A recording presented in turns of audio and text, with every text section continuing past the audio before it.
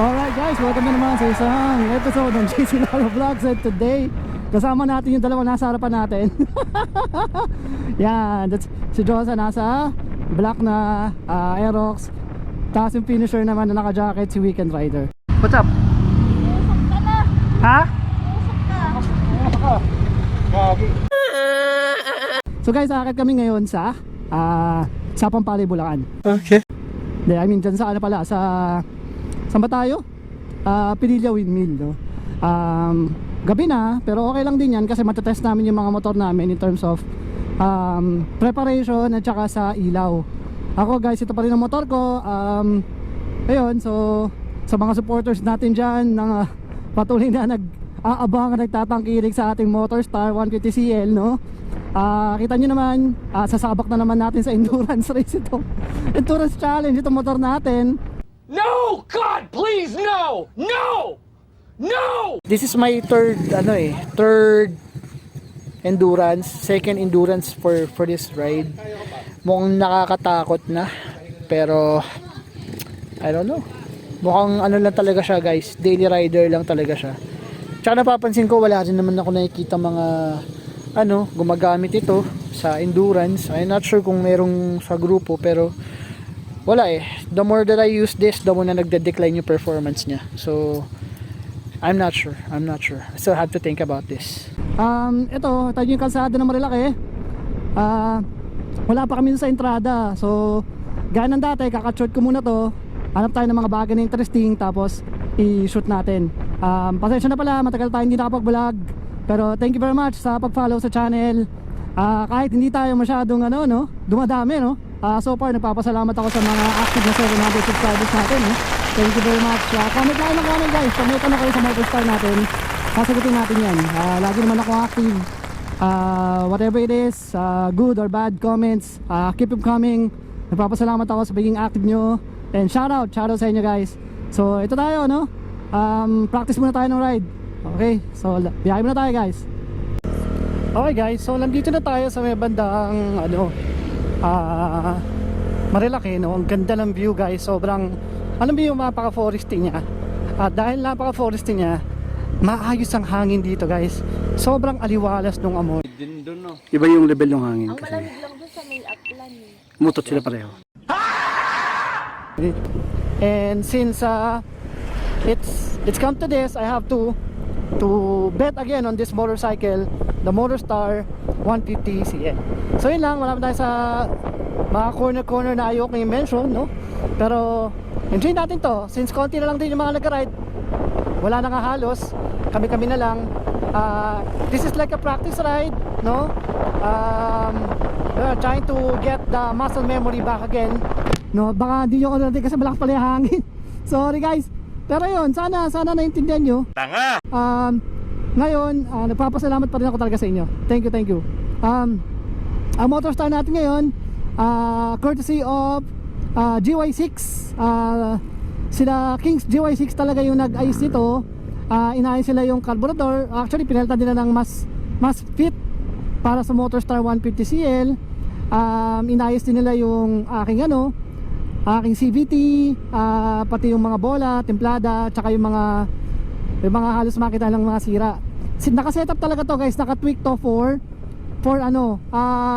Manila Matnog Manila o M3. Doon siya naka-tweak, no?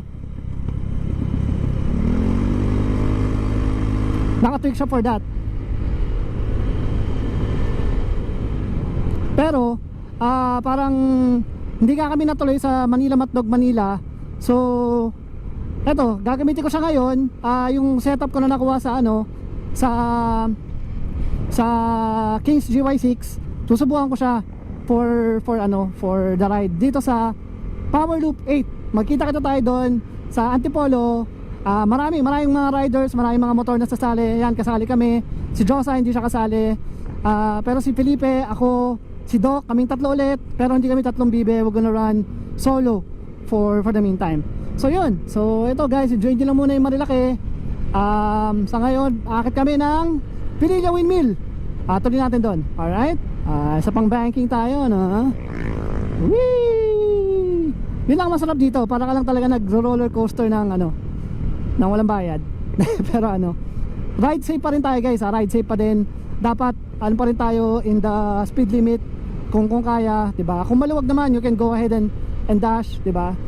Basta keep safe. Yun ang gusto kong sabihin. Keep safe, always keep safe. No. Ang buhay natin isa lang, yun lang. Okay guys, so nandito tayo sa may tinatawag naming Marawi Route, no. Itong Marawi Route, technically dati kasi itong makalat na lugar, maputik to. Tapos hindi masyadong pinupuntahan ng mga tao. In fact, wala ka talagang pupuntahan dito, kundi shortcut papuntang Pililla Windmills. Yun talaga yung purpose ng kalsadan to. Ito na ba yung tinatawag yung Marawi?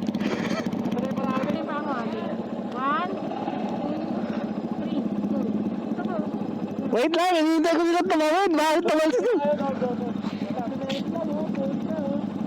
Ay, naku man. Talo ako talbot. 1, 2, 3.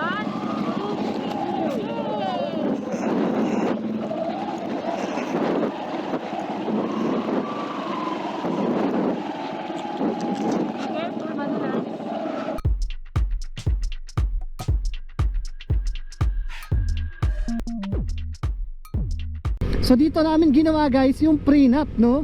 Sa kabaan nito, kasama natin si Josa noon, tsaka si Weekend Rider, tsaka si Doc.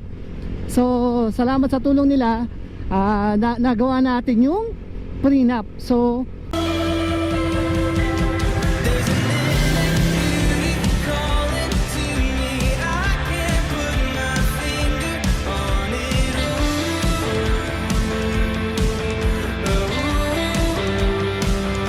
guys, pwede kayo ditong mag-prenup, magpasyal-pasyal, mag-ride. Yan, sundan nyo lang yung kalsada, baka kasi dumiretso kayo doon. Sundan nyo lang yung road. Marami rin mga gandang spot dito. Oh, yan, may coffee shop. Kaso sarado naman yung gate. Marami mga gandang spot dito sa Marawi Route. A few minutes later. Gamit ko naman ngayon yung Aerox si Josa, no? So nagpalit-palitan kami. Siguro para i-check ni Weekend Rider yung motor ko kung anong lagay. Itong maganda siyang humatak, no? Itong, ay shit, masakit siya sa puwet guys. Matagtag si Aerox Josa. Nararamdaman ko sa dibdib ko yung tagtag. I can say about sorry. Yung privacy sa likod okay naman. Pag sa harap okay din naman. May konting diin. Malakas ang hatak nitong Aerox.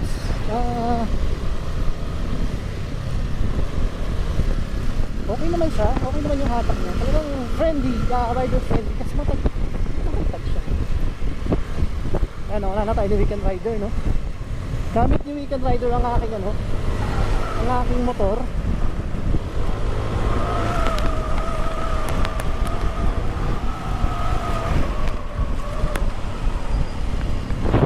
Wala tayo doon. So guys, gusto natin malaman din yung opinion ni Weekend Rider. Ang maganda niyan guys, nakikita ko yung problema ng motor ko pag nakikita ko siya third person, no? In terms of brakes, mukhang wala naman siyang masabi. In terms of tawag dito, side mirror, tingin ko masyadong bukas. Masyado siyang nakalabas. Kaya siguro prone ako sa sabit. Pero kung ipapasok ko naman siya guys, baka wala naman ako makita. Yun, ang masabi ko sa Aerox naman ni Josa, malakas ang hatak. Masabi ko, konting konting bira lang mahatak, pero matagtag siya guys. Dinig ba sa boses ko? Matagtag siya. Ayun. Okay siya, malakas siya mahatak oh. Mataas ang RPM nito, malakas ang horsepower ng ng Aerox na to. Yun ang masabi ko, horsepower talaga binawi. By the way guys, muna tayo kasi eto na, no? Eto na yung aking prenup. Ito na yun. Dito na kami nag-prenup. So ayan. So makita nyo, diretso po ba to, tapos may pakanan. Doon na ako na videohan guys. So ayan.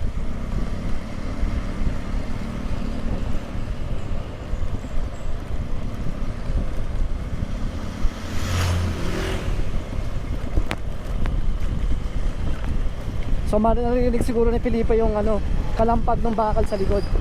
Maganda ang nito. Ayun. Ayan.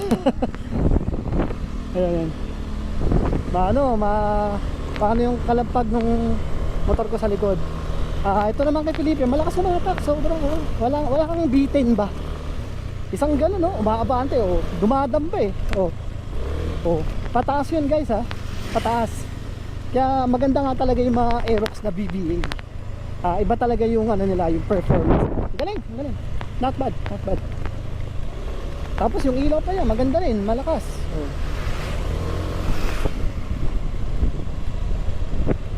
So mag-ano tayo, mag speed test tayo, no? 0 go. PBA.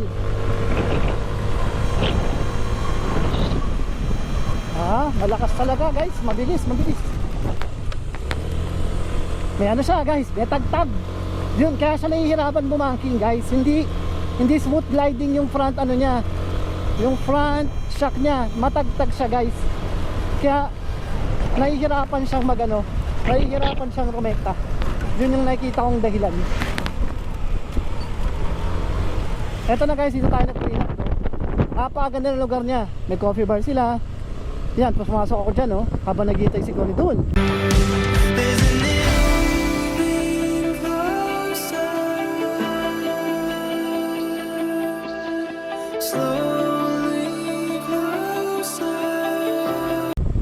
So napakaganda na ng lugar na to. May flowers, may ano. Marami na rin siguro nagpiprint up dito guys. Uy, ayos may mangga, mga mangga. Okay. So mukhang dito tayo magsasuffer, no? Kasi maano siya, matagtag siya. Yan. Anik.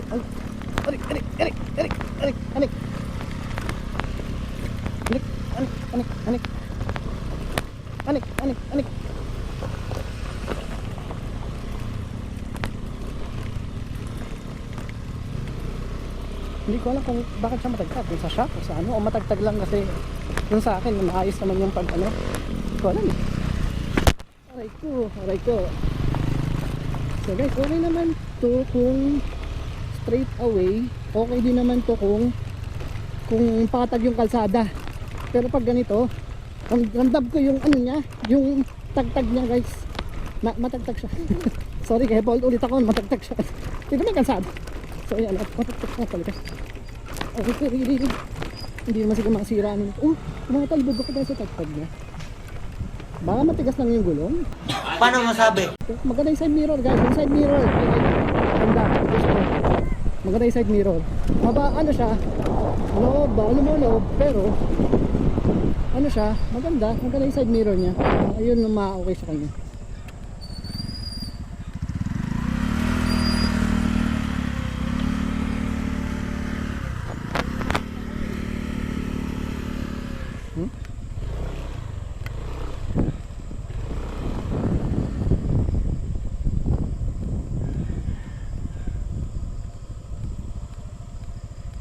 Coffee Shop Resort.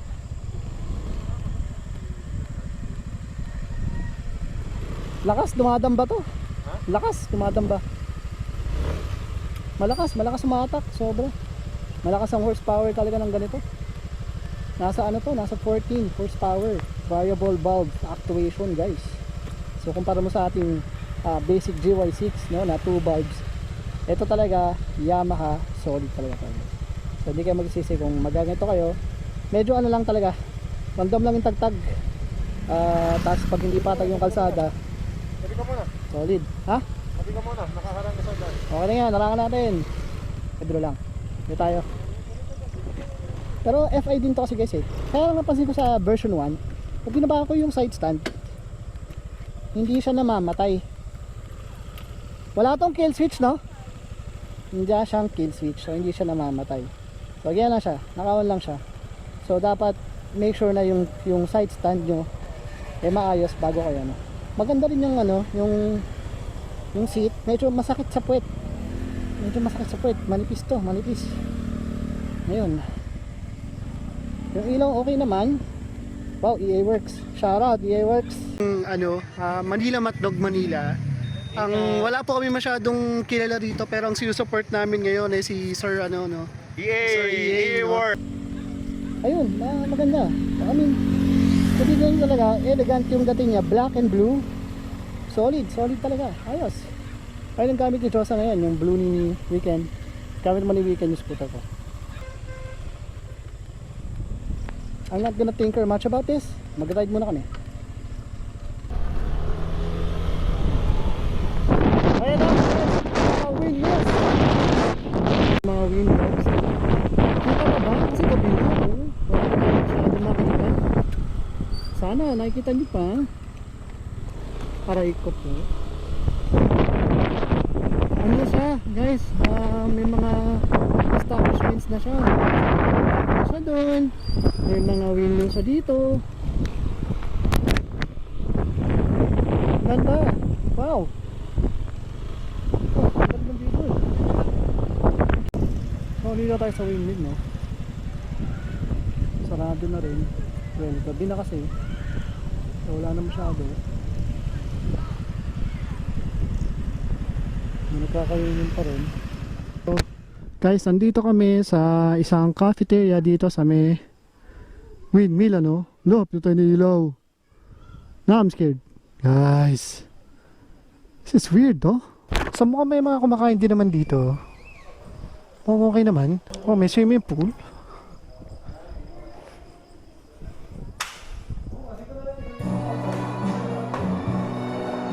Maganda rito, ah. Okay dito, ah.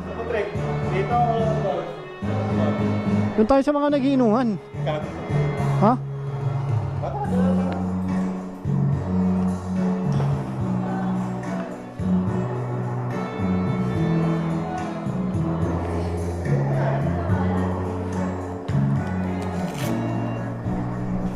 Ito po ang kanyang menu.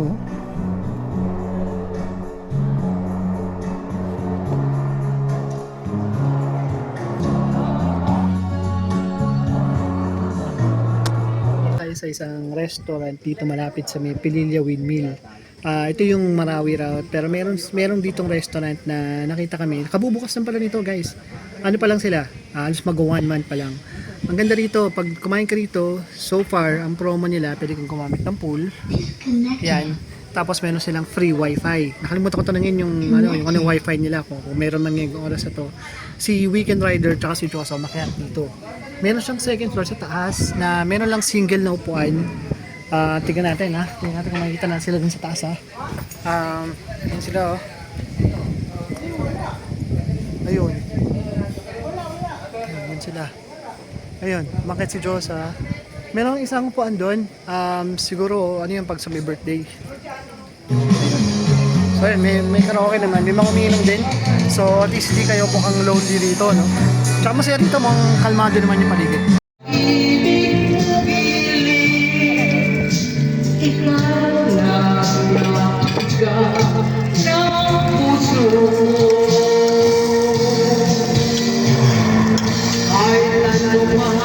A few minutes later.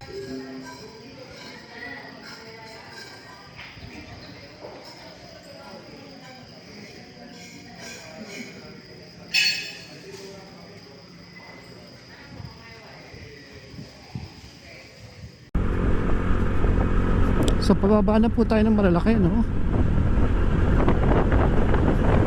Kasama pa rin natin si Josa at si Weekend Rider. So tapo tayo sa Buso-Buso.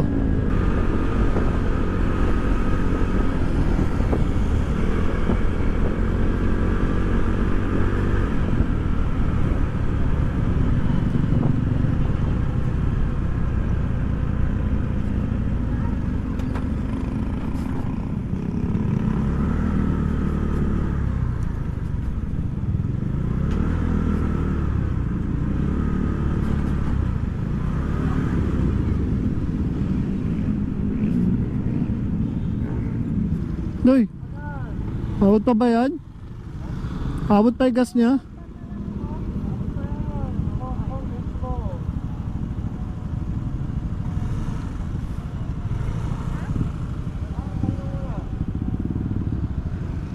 Kayo? Papahinga pa ba? Rekta na tayo.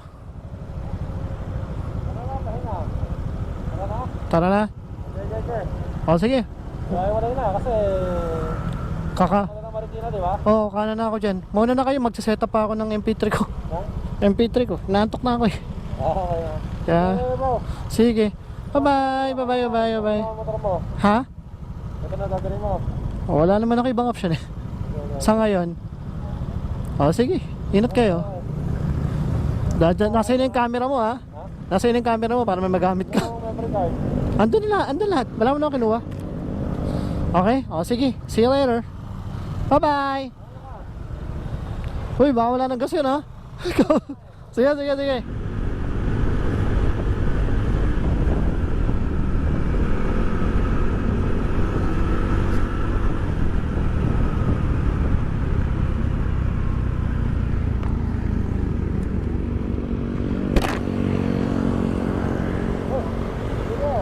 Ano, wala ka ng gas?